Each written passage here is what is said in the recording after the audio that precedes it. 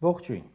Իհարկե չդադարելով եկեղեցու դեմ արշավը, Հայաստանի կառավարության ղեկավարը այսօր զուգահեռ մեկ այլ արշավ էր սկսել արդեն ժողովրդի դեմ։ Սկսելը չնայած տեղին ձևակերպում չէ, որովհետև այդ արշավը ժողովրդի դեմ վաղուց է սկսված։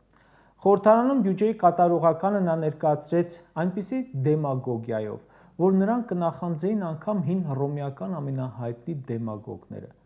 Ժողովրդի մուծած ու փոշիացվող հարկերը նա ներկայացրեց որպես կատարյալ երջանկության բանաձև ու մտավ բառախաղի մեջ, որը հակասությունների շղթա էր։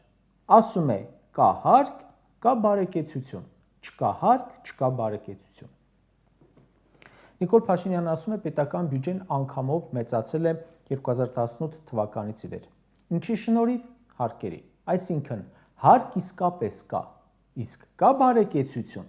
Հայաստանում պաշտոնապես աղքատ է յուրաքանչյուր 4-րդ քաղաքացին, ոչ պաշտոնապես յուրաքանչյուր 2-րդ քաղաքացին, այսինքն կա հարկ, չկա բարեկեցություն։ Շարունակում է՝ կա հարկ, կա անվտանգություն, չկա հարկ, չկա անվտանգություն։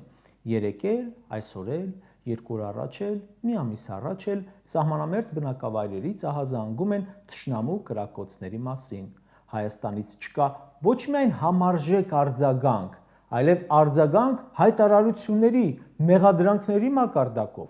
Գենշտաբի պետն այսօր խոսում է, ասում է, մենք չենք սադրվում, ինչքան էլ փորձեն, մարդկանց տները վնասվում են թշնամու կրակոցից, նույն գեներալն ասում է, ինչ եք ասում, թիրախային չեն կրակոցները։ Մամուլը գրել էր, որ հարկատուներից մեկը տեղ համայնքի տարածքում հեռվից ատրճանակ է պահել ադրբեջանցի զինվորների ուղղությամբ։ Նրան եւ եւս 2 հոգու ձերբակալել է ոստիկանությունը։ Քրեական գործ է հարուցել։ Կրկնում եմ, թշնամու ուղղությամբ ընդամենը զենք պահելու համար։ Տեղ գյուղում, որտեղ թշնամին առանց կրակոցի իր դիրքերը առաջ է տվել։ Հիմա անվտանգություն կա։ 1991 թվականից ի վեր առաջին անգամ Հայաստանի տարածքի 200 քառակուսի կիլոմետրը օկուպացրել է թշնամին, բայց 91 թվականից ի վեր ամենաշատ հարկերն են մեր պետության մեջ հավաքվում։ Այո, հարկ կա, բայց կա անվտանգություն։ Ոչ։ Ասում է կա հարկ, կա առողջություն, չկա հարկ, չկա առողջություն։ Հայաստանի Հանրապետության հարկատուն վճարում է հարկերը բարեխղճորեն, իսկ երբ խնդիր է ունենում ու գնում պոլիկլինիկա, ասում են դու չես կարող ստանալ անվճար բուժ սպասարկում, որովհետև վերջացել է պետպատվերը։ Հայաստանում քանի հազար հիվանդ է բուժում ստանում տանը, որովհետև չունի հիվանդանոցի փող։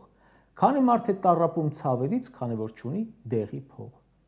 Հունվարի 1-ից պետք է բժշկական համընդհանուր ապահովագրություն ունենայինք, այսօր հունիս ամիսն է, այդ համակարգը չկա։ Այո, հարկ կա, բայց կա առողջություն։ Ասում է կա հարկ, կա ճանապարհ, չկա հարկ, չկա ճանապարհ։ Հայաստանում հարկերը շատացել են աննախադեպ թվով, նոր հարկեր են ի հայտ եկել, հավաքում են, իրենք տենդեր են հայտարարում, շահում ու ճանապարհ սարքում։ Կարող եք ասել մի մետր ասֆալտի հասցե, որ 2020 թվականին փռվել է ու մինչև հիմա չի նորոգվել։ 5 տարի որ դիմացել է։ Տպավորություն է, թե աշխարհի ամենաանորակ ասֆալտը հենց Հայաստանում է արվում։ Կա հարկ, կա հարկատուի միջոցներով աշխատավարձ ստացող ասֆալտի նախարար, որը այսօր ճեպազույց էր տալիս ոչ թե ասֆալտի մասին, այլ կուսակրոնության։ Կա հարկ, կա ասֆալտի նախարար, որը ըստ մամուլի Նիկոլի Սանիկն է, կա մեկ այլ ասֆալտի նախարար, որը դղյակ է կառուցում։ Ասում է կա հարկ, կա սոցիալական ապահովություն, չկա հարկ, չկա սոցիալական ապահովություն։ Այսօր Հայաստանում աղքատությունը նույն մակարդակի վրա է, ինչ 2018-ին, բայց 2018-ին աղքատության նպաստեր ստանում 100,000-ից ավելի քաղաքացի, այսօր 60,000։ Պաշտոնապես աղքատ է մեր երկրում 700,000-ից ավելի մարդ, ոչ պաշտոնապես դրա կրկնակին, բայց աղքատության նպաստ ստանում է մոտ 60,000-ը։ Դուք փոխել եք սոցիալական ապահովության համակարգը ու մարդկանց զրկել նպաստից, ապրուստի հնարավորությունից։ Այո, կա հարկ, այն էլ ինչքան, բայց կա սոցիալական ապահովություն։ Ոչ։ Ասում է կա հարկ, կա անտառ, չկա հարկ, չկա անտառ։ 2020 թվականին Նիկոլ Փաշինյանը խոստացել էր տնկել գիտեք ինչքան ծառ, 10 միլիոն հատ։ Այդ ծրագիրը ձախողվել է 100%-ով։ 2024 թվականին նախատեսել էին տնկել 1000 հեկտար անտառ, տնկել են 330 հեկտար անտառ, հարկ էլ կա, 1,5 միլիոն աշխատավարձ ստացող նախարար էլ կա, բայց կա անտառ, ոչ։ Ասում է կա հարկ, կա մաքուր օդ, չկա հարկ, չկա մաքուր օդ։ 2024 թվականին աշխարհի ամենակեղտոտ օդ ունեցող քաղաքը համարվել է Հնդկաստանի մայրաքաղաքը։ Ինչ եք կարծում, այս տարի որը կճանաչվի։ Երևանը Փաշինյանի ու Ավինյանի օրոք այնպիսի քաղաք է դարձել, որի բնակիչը քիչ է մնում հակագազով ման գա։ Տեղացած անձրևը ոչ թե մաքրում է, այլ ցեխ է դարձնում։ Օդի աղտոտվածության մակարդակը նորմայից 6 անգամ ավել է։ Այո, կա հարկ, բայց կա մաքուր օդ։ Իսկ ինչու այս ամենը իրականում չկա։ Կա հարկ, կան պարտքեր ու չգիտենք դրանք ուր են գնում։ Այսօր կարդում եմ նախկին բարձրաստիճան պաշտոնյան չարաշահել է լիազորությունները, պետբյուջեից անհարկի հատկացվել է 360 միլիոն դրամ։ Քրեական գործ են հարուցել։ 360 միլիոն դրամը 1 միլիոն դոլարից մի քիչ պակաս է։ Իսկ ուր է քրեական գործը 6 միլիոն դոլար հատկացված չկայացած համերգի մասին։ Կա հարկ, Նիկոլ ջան, չկա համերգ, կա խապված հարկատու։ 6 միլիոն դոլարից ավելի փոշիացրել եք։ 60 միլիոն դոլար անիվով եք փոշիացրել, կա քրեական գործ, ուր են մեղադրյալները։ Կա խապված հարկատու,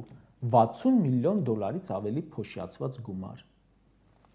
Հարցնում են թոշակն ինչու չես բարձրացնում, պատասխանում է, որովհետև թոշակառուների թիվը շատ է, ավելի հեշտ է պաշտոնյաների աշխատավարձը բարձրացնեմ։ Ու ինչ որ օդից հաշվարկ է անում, եթե պետական ամբողջ ապարատը աշխատավարձ չստանա 1 ամիս, թոշակը կբարձրանա ընդամենը 1400 դրամով։ Նախ հաշվարկում են, որ դա սուտ է։ Եթե պետական ապարատը 1 ամիս աշխատավարձ չստանա, թոշակը կավելանա ոչ թե 1400 դրամով, այլ 111,000-ով։ Հարգելի թոշակառու, մեր պետության համար որն է ավելի օգտակար, որ դու ստանաս արժանապատիվ թոշակ, թե Փաշինյանի աշխատակազմի ղեկավարը աստղաբաշխական աշխատավարձ, կամ անհասկանալի աշխատանք կատարող Վահագն Խաչատուրյանը, կամ Սիմոնյան Ալենն ու այլ քպական պաշտոնյաներ։ Քո թոշակը մի քանի տարի է չի բարձրանում, որովհետև Նիկոլ Փաշինյանի համար կարևոր է իր ու պաշտոն ունեցող մյուս քպականների աշխատավարձը։ Հիշեցնեմ, երբ Փաշինյանը աշխատում էր ընդդիմադիր падգամավոր վճարի դիմաց ու խորհրդարան էին բերել պաշտոնյաների աշխատավարձը բարձրացնելու նախագիծ, աղի արտասուք էր թափում խորհրդարանի ամբիոնից։ Ասում էր, ես իմ ուսուցչին ինչ պատասխան տամ, որը ցածր աշխատավարձ է ստանում, ու ես բարձրացնում եմ իմ աշխատավարձը։ Կոպեկները հաշվող թոշակառուին ինչ պատասխան տամ։ Հիմա տալիս է պատասխանը։ Ժողովուրդ ջան, քո երջանկությունը, ասում է, քո աշխատավարձի թոշակի մեջ չէ, քո երջանկությունը կառավարության ծախսերի մեջ է, Ալենենց ճոխ գործուղումների մեջ է, քո հաշվին իրենց գնաց տների ու դղյակների մեջ է։ Քո աշխատավարձն ու թոշակը չի բարձրանում, ամեն ինչ 2018 թվականի համեմատությամբ կրկնակի եւ ավել թանկացել է, բայց հայտարարում է, որ դու հիմա 50%-ով ավելի լավ ես ապրում, քան 18-ին։ Ուղղակի դու դեռ այդ մասին չգիտես, երևի չես էլ իմանա։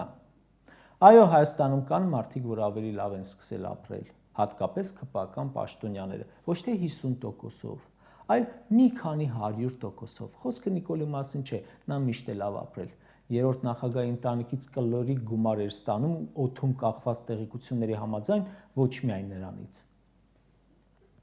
Այո, կային քպականներ, որ 2018-ի հայտարարագրերում նշել էին 0 դրամ, իսկ հիմա միլիոններ։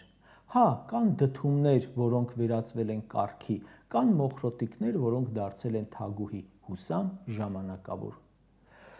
Բայց դա բնավ չի նշանակում, թե բոլորը լավ են ապրում։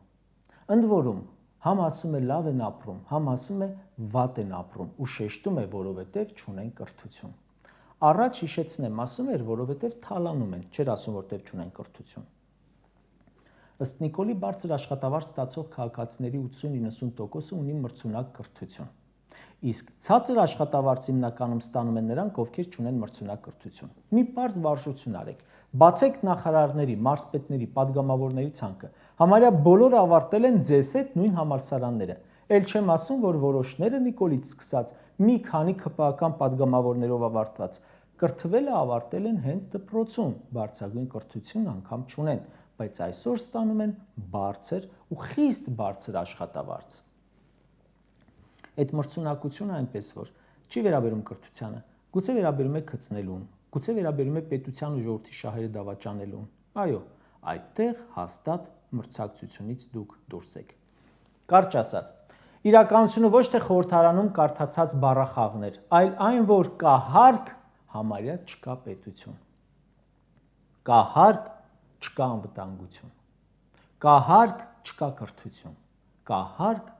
չկա մաքուր օդ։ Կա հարկ, չկա ինքնիշխանություն։ Կա հարկ ու կա այդ հարկերից աշխատավարձ ստացող ձախողակ իշխանություն եւ վաղուց արդեն ժամանակն է, որ հարկ վճարողները գնահատեն իրենց աշխատանքի արժեքը, իրենց մուծած հարկերը եւ պահանջեն, որ այդ հարկերը չտնօրինի խումբ, որը արագ հարստանում է ու պետությանն ու ժողովրդին վերաբերում թշնամու պես։